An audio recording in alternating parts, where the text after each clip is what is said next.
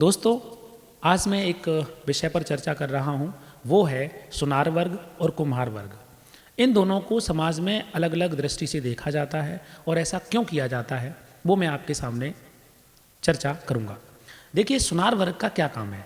सुनार वर्ग जो है वो सोने और हीरे के आभूषण निर्मित करते हैं। वो आभूषण क्या करते हैं कि हम उन आभूषणों को कहीं भी जाते हैं तो पहनते हैं, जिससे हम क्या है कि हमारी सुंदरता में चार चांद लग जाते हैं। तो सुनार वर्ग जो है वो हमारे शरीर की ऊपरी सुंदरता को लेकर के कार्य करते हैं, और कुम्हार वर्ग जो है वो मिट्टी के बर्तनों का निर्माण करते हैं। तो मिट्टी के बर्तनों में भोजन को पकाना और मिट्टी के बर्तनों में भोजन को ग्रहण करना ये बहुत ही वैज्ञानिक दृष्टिकोण है। और हमारे जो शरीर को कई सारे ऐसे तत्व हैं जो मिट्टी से मिलकर के हमें प्राप्त हो जाते हैं। तो जो व्यक्ति हमारी सुंदरता का ख्याल रख रहा है और हम उसकी बड़ा वैल्यू करते हैं, उसकी बड़ा हम इज्जत करते हैं।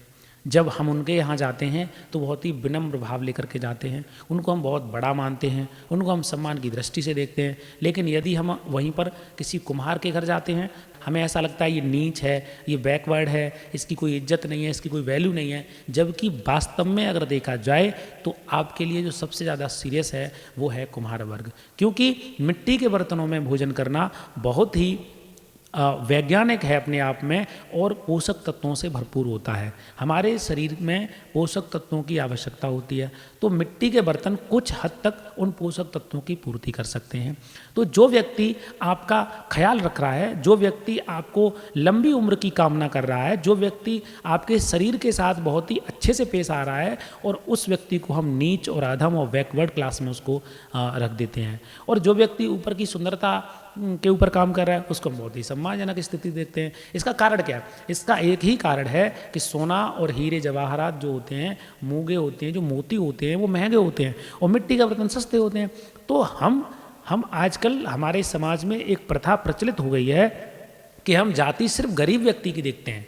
अगर कोई आपके सामने गरीब आ गया तो वो जाति हमने समझते हैं। तो जिस व्यक्ति की जाति उच्च है, यदि वो गरीब है तो उसको भी हम बड़ा हीन भावना से देखते हैं। और अगर उसमें भी अगर वो किसी भी बैकवर्ड या निचली कास्ट से अगर आ जाता है, अगर निचली वर्ग से आ जाता है, तो हम उसकी वैल्यू बिल्कुल नहीं करते। तो जातिगत भेदभाव के साथ में आर्थिक भेदभाव भी हमारे समाज में काफ़ी बड़े स्तर पर प्रचलित हो गया है। इसलिए मैं कहता हूँ कि आप आर्थिक स्थिति के आधार पर और जातिगत भेदभाव के आधार पर, दोनों के आधार पर विश्लेषण करें, दोनों के आधार पर विचार करें, और हमारे समाज का जो गरीब, दबा हुआ, कुचला हुआ, जो शोषित वर्ग है, और उसको ऊपर उठाने का कार्य करें। और ये सभी सरकारों को मिलकर करना होगा, सभी व्यक्तियों को मिलकर करना होगा। कोई व्यक्ति, एक व्यक्ति इस कार्य को नहीं कर सकता है। इसलिए मैं सोचता हूँ कि जो व्यक्ति हमारे शरीर को लेकर के बड़ा सीरियस है, जो व्यक्ति हमारी सुंदरता को लेकर के बड़ा सीरियस है, जो वर्ग ये चाहता है कि हम कभी बीमार ना पड़ें, और वो है कुम्हार वर्ग। इसलिए हमको इस वर्ग की इज्जत करनी होगी।